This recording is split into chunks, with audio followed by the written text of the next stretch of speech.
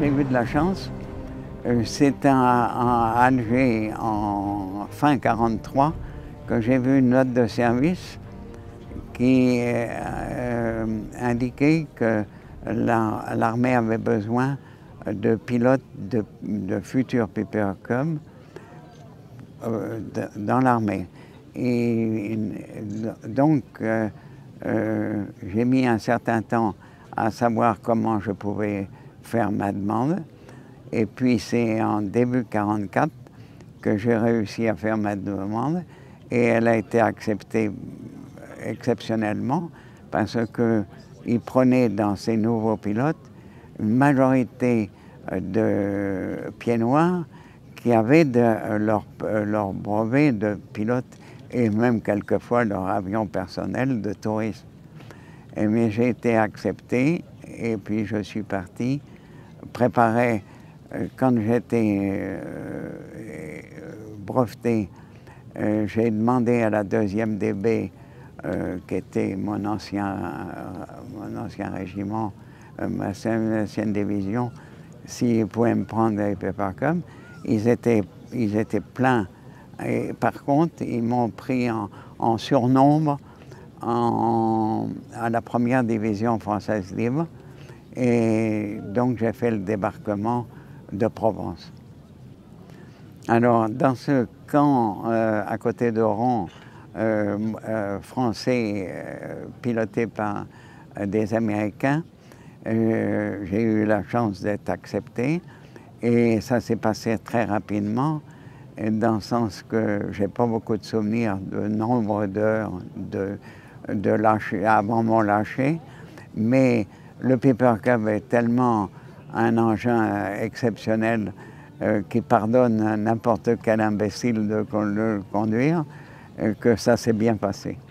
Alors, dans ce camp à côté d'Oran, français, piloté par des Américains, j'ai eu la chance d'être accepté et ça s'est passé très rapidement, dans le sens que je n'ai pas beaucoup de souvenirs de nombre d'heures de lâcher, avant mon lâcher, mais le Piper Cub est tellement un engin exceptionnel qui pardonne à n'importe quel imbécile de le conduire, que ça s'est bien passé. C'est un avion magnifique, léger, facile à conduire, qui pardonne énormément, qui pardonne au point de vue conduite énormément, et puis très très pratique. C'est tout ce que je peux vous dire.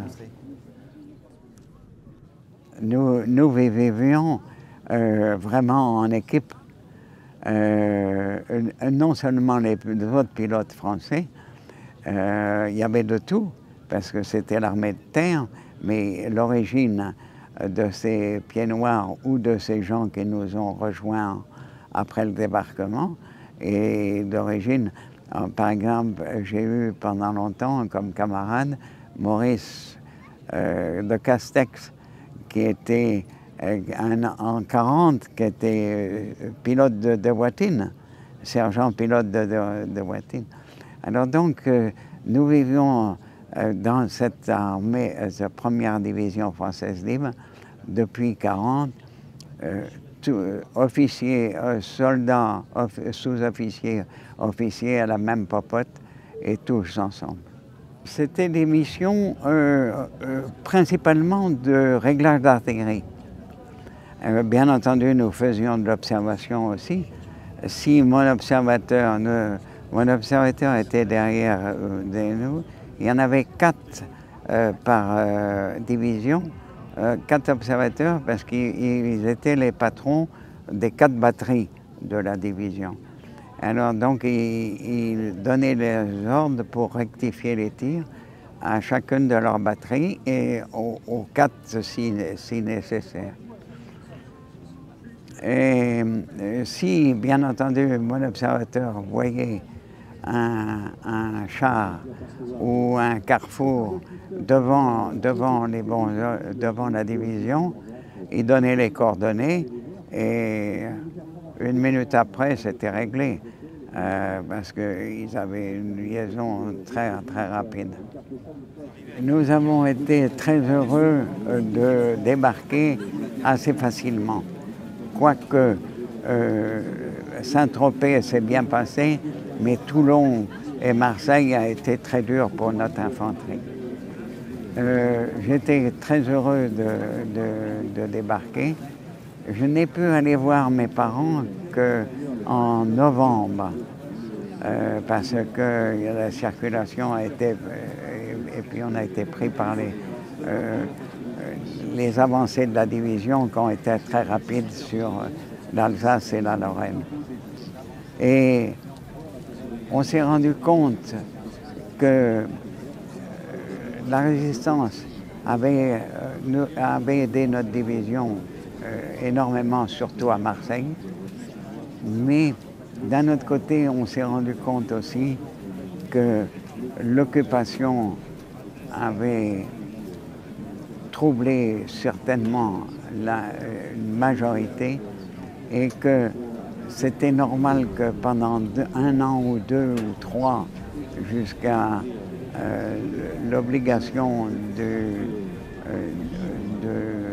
travail obligatoire en Allemagne, ouvre les yeux définitivement à les gens.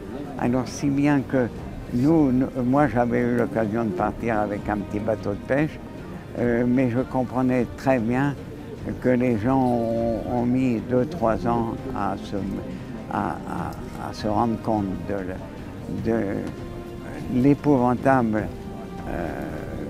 régime hitlérien.